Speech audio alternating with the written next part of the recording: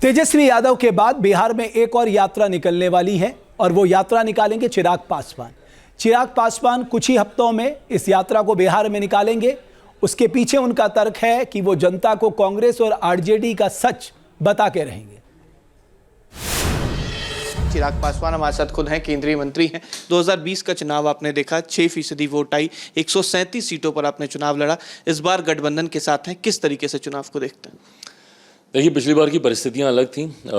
Party ने, मैंने ये फैसला लिया था कि हम लोग गठबंधन से अलग होकर हम लोग चुनाव लड़ेंगे। गठबंधन के भीतर जिस तरीके की अपेक्षा हम लोग को थी, उस तरीके का स्पेस हम लोग को विद इन द अलायंस नहीं उस वक्त मिल रहा था, और यही कारण था कि हम लोगों ने गठबंधन से अलग होने का हम लोगों ने फैसला लिया। बट मौजूदा परिस्थिति में मैं ये मानता हूँ कि जिस खूबसूरती के साथ और एकजुटता के साथ हमारा गठबंधन आगे बढ़ रहा है, पांचों दलों का ये गठबंधन जो अपने में एक ऐसी ताकत है जो बहुत अच्छा स्ट्राइक रेट ले सकता है। कैसे देखते हैं, क्योंकि एसआईआर एक बड़ा मुद्दा था, इसको लेकर क्या विपक्ष जानबूझकर ये भुनाने की कोशिश कर रहा है कि नए लोगों का नाम काटा जाएगा, पुराने लोगों का नाम काटा जाएगा? भैया, एसआईआर क्या मुद्दा है मुझे बताएं ना। मुद्दा तो यही है ना जिसकी शिकायत आप करते थे। क्या ये गलत है कि बार बार आप चुनाव आयोग जाते थे और ये कहते थे कि भैया वोटर लिस्ट में धांधली हो रही है? आप नहीं जाते तो संभवतः चुनाव आयोग ये फैसला लेता ही नहीं।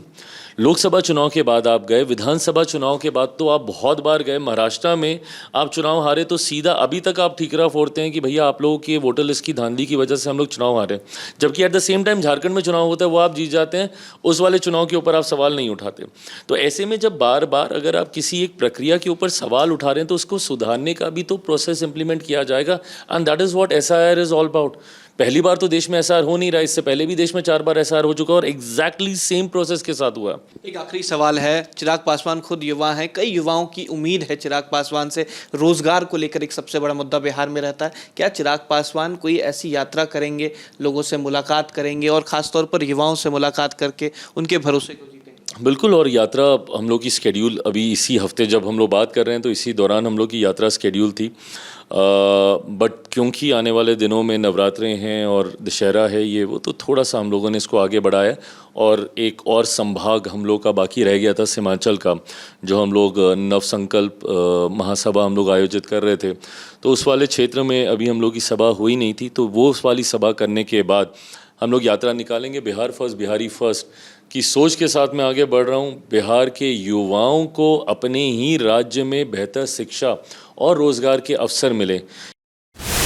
जहाँ भक्ति है हर शब्द में, कथाओं में छुपे हैं दिव्य रहस्य और ज्योतिष देता है जीवन को दिशा। धर्म से जुड़ी हर बातों को जानने के लिए हमारे चैनल स्तुति को सब्सक्राइब करें। चैनल पर जाने के लिए इस लिंक पर क्लिक करें।